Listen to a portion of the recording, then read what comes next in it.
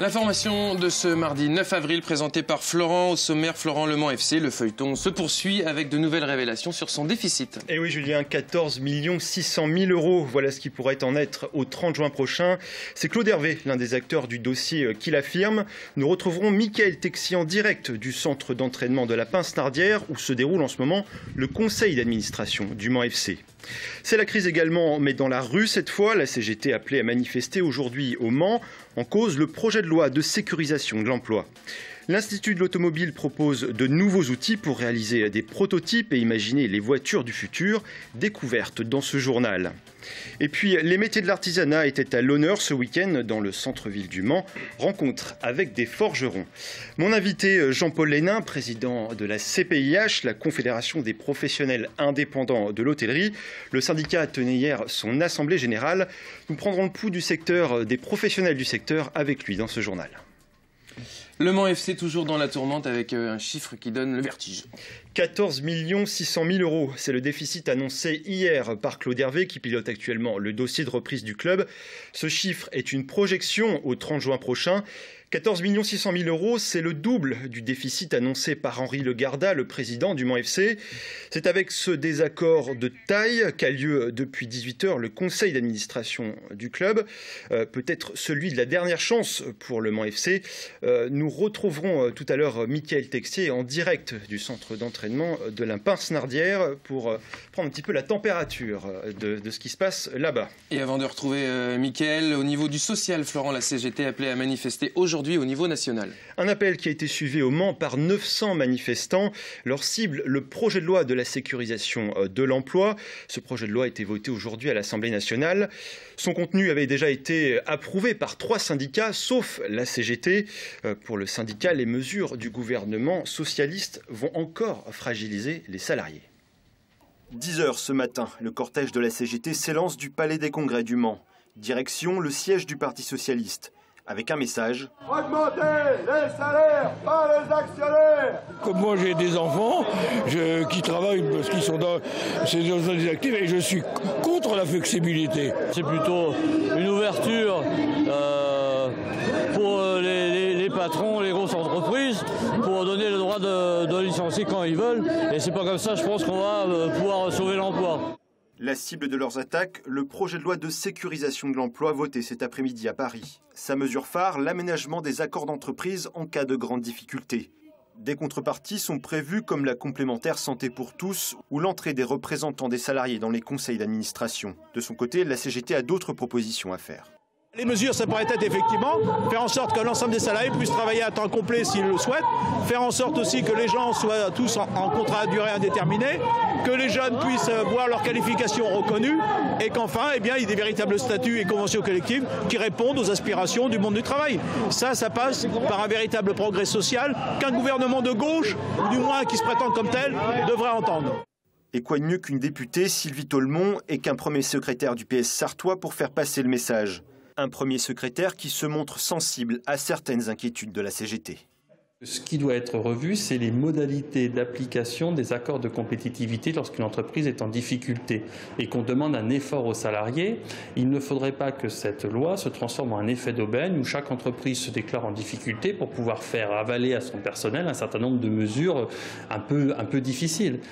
La CGT ne désespère pas de changer la donne. Le projet de loi a été voté ce soir par l'Assemblée nationale, mais il doit encore être examiné par le Sénat à partir du 17 avril prochain. Mickaël Texier est en direct du centre d'entraînement de la Pince-Nardière. Florent, on revient justement sur la tourmente qui agite le Mans FC. Tout à fait, 14 600 000 €, c'est le déficit que j'annonçais tout à l'heure, déficit également expliqué par Claude Hervé. Alors Mickaël, ce soir il y avait une réunion, un conseil d'administration au centre d'entraînement de la Pince-Nardière. Quels sont les enjeux de cette réunion, Mickaël ?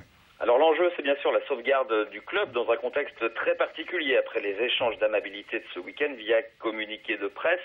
L'heure est venue de prendre des décisions. Les administrateurs sont arrivés dans l'enceinte du centre d'entraînement de la Pince-Nardière, alors que comme il y a 15 jours, les journalistes sont tenus à l'écart. À l'heure où je vous parle, je me situe devant les grilles d'entrée de ce centre d'entraînement. Alors ce qui se joue en ce moment, c'est bien l'avenir du club. Le conseil doit se prononcer sur les propositions de Claude Hervé, qui est le pilote, vous le savez, de la reprise du club. En fonction de leur réponse, ce sera la poursuite de l'activité ou le dépôt de bilan, car Claude Hervé l'a annoncé hier, et vous le rappeliez à l'instant, le déficit serait de 14 600 000 € au 30 juin, ce qui est le double de ce que Henri Le Gardin avait lui-même annoncé. Alors, Mickaël, quelle est la dernière proposition pour sauver Le Mans FC, celle de Claude Hervé ? Alors la dernière proposition en date de Claude Hervé, c'est celle qui avait fait bondir Henri Le Gardin et qui a déclenché ce week-end la guerre de position entre lui, Claude Hervé, et le maire du Mans qui sera lui-même présent lors de ce conseil d'administration. Son intervention est prévue aux alentours de 19h30. Il joue apparemment les médiateurs entre les deux hommes. Alors Claude Hervé propose d'apporter 5 millions d'euros dans un premier temps. La somme réunie par un collège d'investisseurs est insuffisante et un autre tour de table devra être réalisé. C'est ce qu'il précise dans un communiqué. Par ailleurs, ces investisseurs se gardent le droit de ne pas aller jusqu'au bout et de ne pas reprendre le club in fine. C'est la clause de retrait. Si les conditions ne sont pas réunies, Henri Le Gardin n'aurait alors plus qu'à rembourser les sommes engagées, lui et d'autres, car Claude Hervé demande qu'il se porte caution solidaire. Alors Mickaël, on sait que le temps est compté. Là, on revient au sport avec le prochain match du Mans FC qui se tient vendredi prochain face à Istres. On se souvient que le match contre Tours avait failli ne pas être joué. Est-ce que ce sera le cas cette fois ? Alors là, bien malin celui qui peut donner une réponse. En tout cas, ce qu'on sait, c'est qu'il faut de l'argent pour organiser un match. La semaine dernière, vous le rappeliez, c'est ce collège d'investisseurs qui avait payé l'organisation. Et le match face à Istres vendredi aura lieu ou non, ça dépendra de l'accord qui peut intervenir entre les parties ce soir. Le bras de fer peut se poursuivre au-delà de ce conseil d'administration, mais le temps presse. Et en cas de désaccord profond, si Henri Le Gardin ne dépose pas lui-même le bilan, il sera rattrapé par la DNCG.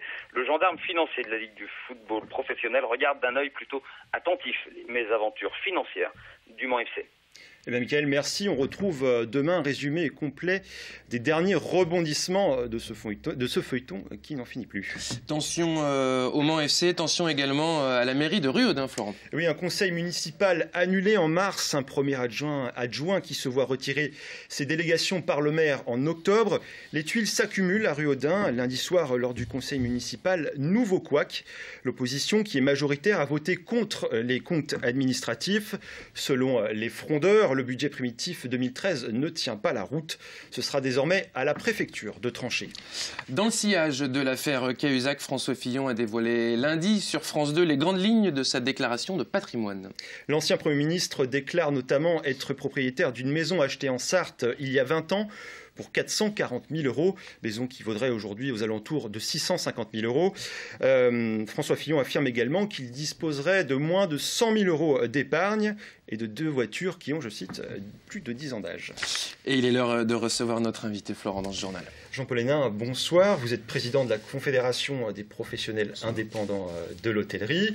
À peu près 245 adhérents, c'est ça. Alors vous teniez aujourd'hui votre assemblée générale. Alors avant de prendre le pouls du secteur de l'hôtellerie, je voudrais savoir un petit peu ce que c'est que ces indépendants. Des petits hôtels, des campings, qui sont-ils exactement ? Alors chez nous, il n'y a pas de camping, il y a des hôtels, des restaurants, des cafés, des discothèques et des bowling. Plus de 70% de nos indépendants sont des entreprises qui ont moins de 3 salariés. Moins de 3 salariés. Voilà. Et le reste, ce sont les gros porteurs que l'on connaît, qui sont principalement situés en centre-ville du Mans et du Mans Métropole, à Saint-Saturnin.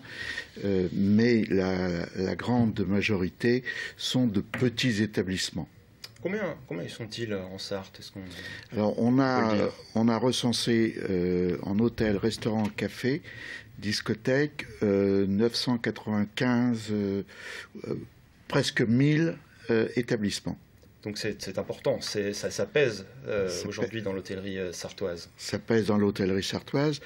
Nous avons reçu Michel Sapin, ministre du Travail, et Sylvia Pinel, qui est ministre de tutelle nous a envoyé un communiqué nous demandant de faire des efforts, puisque nos salariés ne sont pas délocalisables, en reconnaissant que notre monde représentait 7% de l'activité du PIB et que nous étions globalement, avec les dérivés, 2 millions de salariés. Alors des efforts, justement, on en parle, on revient à l'actualité, c'est la crise. Comment le secteur traverse-t-il la crise actuellement? Alors chez nous, c'est cette crise qui est pour tout le monde, mais nous sommes des établissements où les investissements sont relativement lourds et parfois très lourds quand on est dans l'hôtellerie. Et il faut prévoir ces investissements. Et aujourd'hui, on n'a pas de visibilité. Et ça, c'est un problème. Il y a des établissements qui ont fermé, là, ces 3-4 dernières années. Alors, si vous regardiez tous les mercredis, il y a entre 2 et 3 établissements, tous les mercredis, qui ont déposé leur bilan. Ah oui. Alors, des petits, alors on n'en parle pas parce que c'est des petits. Ils ont 1, 2, 3, 4 salariés. Mais ça laisse sur le bord du chemin pas mal de personnes. Et puis, à la campagne, eh bien ça fait mourir une partie de l'activité. Et c'est pour ça qu'on a décidé, voici maintenant. Alors, vos revendications, oui, voilà, auprès du gouvernement. Alors, on se prend par la main, d'abord nous. Et là, on a décidé, parce que quand vous voyez que on vous dit d'un côté on dépose le bilan et de l'autre il se crée des gros porteurs de restaurants sur Le Mans, Saint-Saturnin, on ne sait plus où on va. Donc on a décidé avec la Chambre de commerce et le Conseil régional de faire une étude de marché sur Le Mans, mais aussi sur le monde rural de la Sarthe, pour faire un état des lieux et être un partenaire. Quels sont les besoins concrètement aujourd'hui? Aujourd'hui, je peux pas. Nous avons un sentiment, mais il faut que ça soit appuyé par des données très précises. Donc on laisse faire un cabinet d'études. On incite tous nos professionnels à répondre à ce cabinet d'études pour avoir fin juin, début juillet, une synthèse qui servira aux professionnels, aux élus qui bien souvent sont friands de créer des hôtels, mais ça ne sera pas une étude non objective et partielle. Eh bien, Monsieur Hénin, on reviendra, Jean-Paul Hénin, pardon, on reviendra vers vous fin juin, donc, pour voir les résultats de cette étude. En tout cas, on vous remercie. Florent, automobile à présent et innovation avec l'Institut Automobile du Mans. Son directeur présentait aujourd'hui de nouveaux outils numériques de pointe aux industriels locaux. Leur particularité, ils vont leur permettre de concevoir les voitures du futur. Découverte de ces avancées technologiques avec Lucille Cantet. Utiliser, tester, se déplacer dans un véhicule qui pourtant n'existe pas encore.